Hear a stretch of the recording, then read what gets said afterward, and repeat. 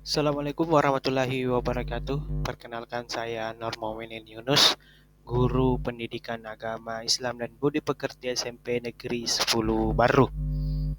Pada video kali ini kita akan membahas salah satu materi, yaitu bersyukur dengan akikah dan peduli sesama dengan berkurban.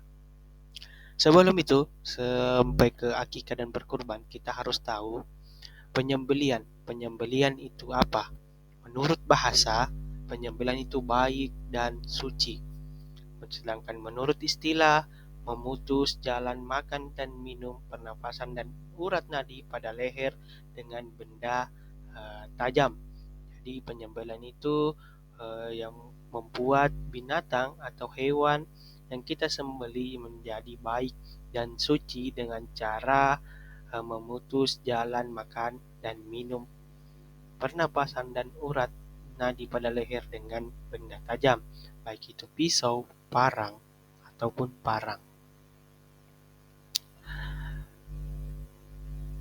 Di dalam satu ayat menjelaskan, yaitu, dan janganlah kamu memakan dari apa yang tidak disebut nama Allah. Perbuatan itu benar-benar suatu kefasikan. Sesungguhnya setan-setan akan membisikkan kepada hewan-hewan kawan-kawan kepada kawan-kawannya agar mereka membantah kamu, dan jika kamu menuruti mereka tentu kamu telah menjadi orang musyrik. Jadi ayat ini menjelaskan jangan sekali-kali mengkonsumsi hewan atau daging hewan tanpa disembelih atau tanpa disebut nama Allah Subhanahu wa taala. Kita harus tahu yang mana binatang halal dan mana yang binatang yang haram. Binatang halal itu seperti unta, sapi, kambing, domba, kerbau, ayam, bebek, dan lain sebagainya. Itu adalah binatang yang halal. Kalau binatang yang haram seperti anjing, babi, itu binatang yang haram. Walaupun dia disembelih dengan menggunakan menyebut nama Allah Subhanahu wa taala, dia akan tetap haram.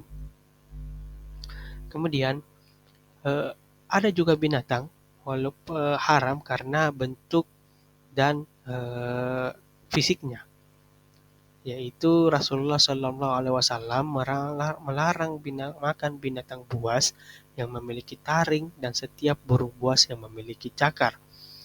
Binatang buas itu seperti harimau, elang, dan ular. Itu haram dimakan karena termasuk binatang buas. Dan ada juga binatang yang walaupun tanpa disembelih halal dagingnya. Di suatu riwayat dihalalkan bagi kalian dua bangkai dan dua darah, yaitu bangkai belalang dan ikan, sedangkan darah yaitu limpa dan hati.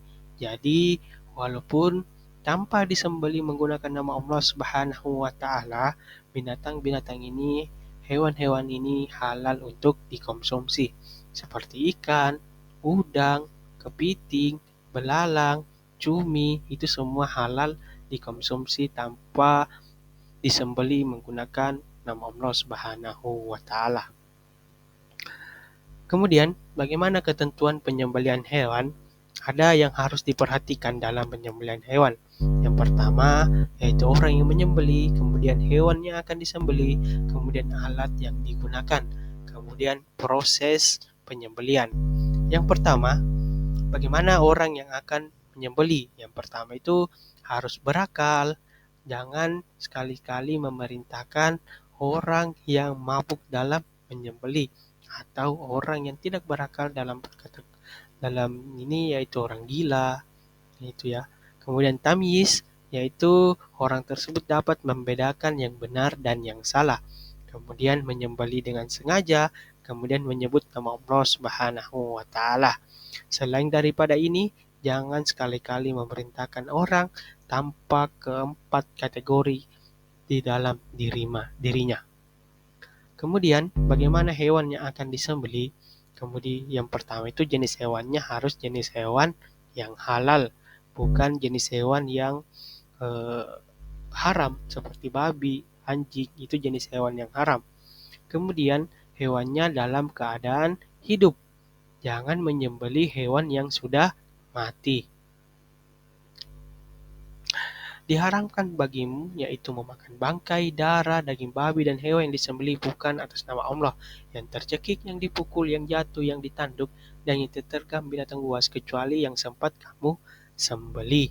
Quran Surah Al-Ma'idah ayat 3. Jadi haram bagi kita umat Islam untuk memakan bangkai, yaitu memakan daging yang tidak sempat disembelih, kecuali walaupun dia sudah diterkam binatang buas, ditanduk, ditabrak mobil, tetapi masih sempat disembelih atau masih ada nyawanya sedikit kemudian disembelih, itu halal dimakan. Kemudian alat penyembelihannya biasanya menggunakan pisau, walaupun bukan pisau biasa parang, yaitu pertama itu tajam dan dapat melukai, kemudian bukan terbuat dari tulang atau gigi. Kemudian proses penyembelihannya yaitu penyembelihan dilakukan pada urat leher sampai terputus saluran makanan, pernapasan, dan dua urat leher. Kemudian memastikan sudah memotong dan memutuskan saluran makanan, pernapasan, dan dua urat lehernya.